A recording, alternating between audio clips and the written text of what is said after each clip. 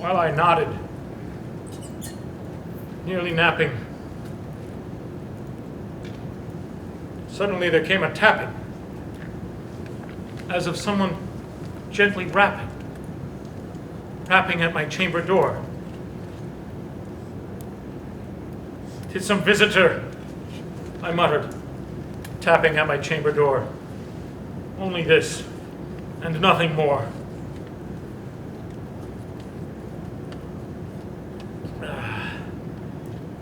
Distinctly, I remember it was in the bleak December, and each separate dying ember wrought its ghost upon the floor. Eagerly, I wished the morrow. Vainly, I had tried to borrow from my books surcease of sorrow, sorrow for the lost Lenore, for the rare and radiant maiden, whom the angels name Lenore, nameless here, forevermore. And the silken, sad, uncertain rustling of each purple curtain thrilled me, filled me with fantastic terrors never felt before. So that now, to still the beating of my heart, I stood repeating,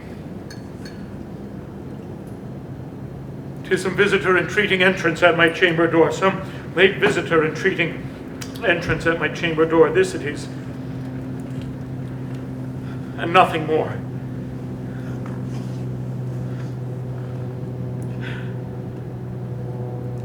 Presently my soul grew stronger.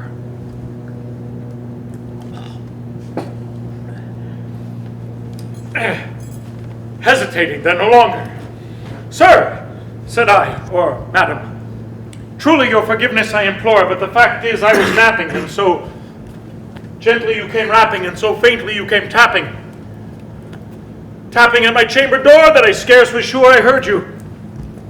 Here I opened wide the door.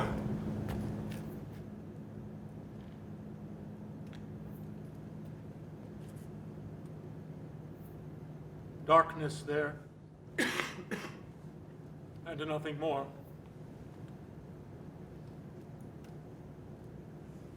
Deep into the darkness, peering. Long I stood there, wondering, fearing, doubting, dreaming dreams no mortal ever dared to dream before. But the silence was unbroken, and the darkness gave no token,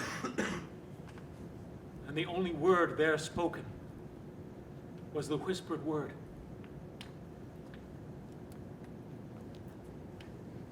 "Lenore." This I whispered, and an echo murmured back the word,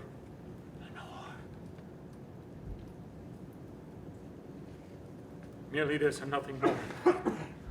Then into the chamber turning, all my soul within me burning. Soon I heard again a tapping, somewhat louder than before. "Surely," said I, "surely that is something at my window lattice.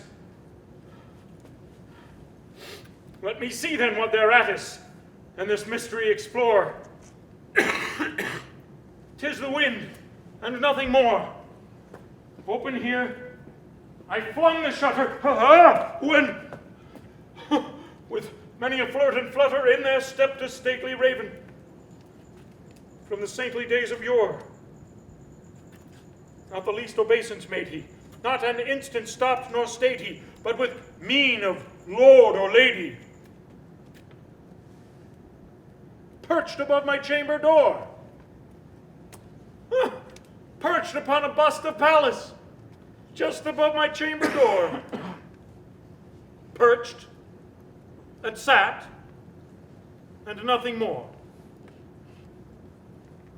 Then this ebony bird beguiling my sad fancy into smiling by the grave and stern decorum of the countenance it wore.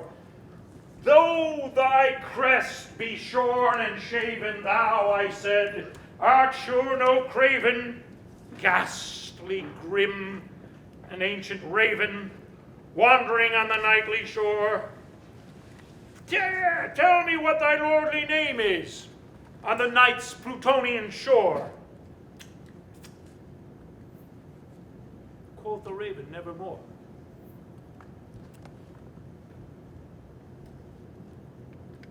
Much I marveled, this ungainly fowl to hear discourse so plain, though its answer little meaning, little relevancy bore. For we cannot help agreeing that no sublunary being ever yet was blessed with seeing bird above his chamber door, bird or beast upon the sculptured bust above his chamber door, with such name as nevermore. But the raven, sitting lonely on that placid bust, spoke only that one word, as if his soul in that one word he did outpour.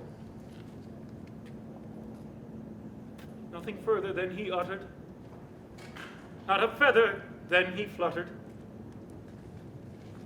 till I scarcely more than muttered, other friends had flown before. On the morrow, he will leave me, as my hopes have flown before. Quoth the raven, nevermore. Wondering at the stillness broken by reply so aptly spoken. Doubtless, said I, what it utters is its only stock and store, caught from some unhappy master, whom unmerciful disaster followed fast and followed faster. So when hope he would adjure, stern despair returned. Instead of that sweet hope he dared adjure. That sad answer, never, nevermore.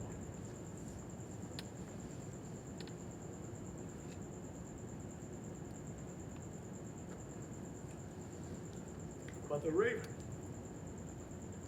still beguiling my sad soul into smiling, straight I wheeled a cushioned seat in front of bird and bust and door. Then, upon the velvet sinking, I betook myself to linking fancy unto fancy, thinking, what this ominous bird of yore, what this grim, ungainly, ghastly, gaunt, and ominous bird of yore meant in croaking, nevermore.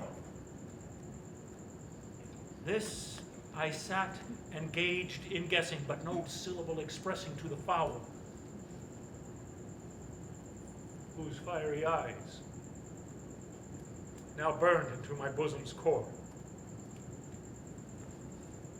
This and more I sat divining,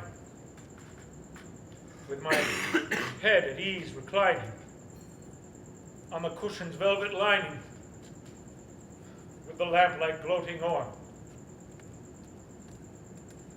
but whose velvet violet lining, with the lamplight gloating o'er, she shall press nevermore.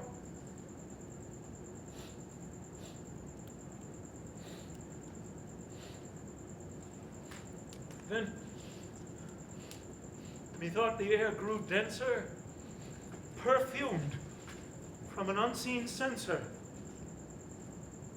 swung by angels whose faint footfalls tinkled on the tufted floor. Wretch, I cried, thy God hath lent thee by these angels, he has sent thee respite, respite and nepenthe from thy memories of Lenore.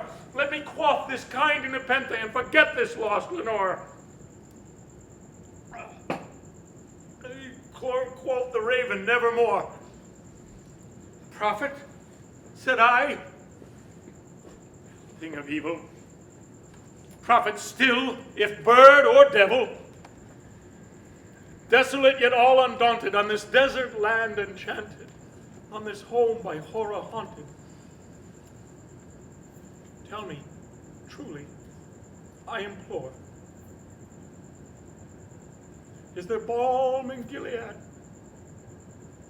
Tell me, I implore. Quoth the raven, nevermore. Prophet, said I, thing of evil. Prophet still, if bird or devil, by that heaven that bends above us, by that God we both adore, tell this soul, with sorrow laden, if within the distant Aidenn it shall clasp a sainted maiden, whom the angels name Lenore. Clasp a rare and radiant maiden, whom the angels name Lenore.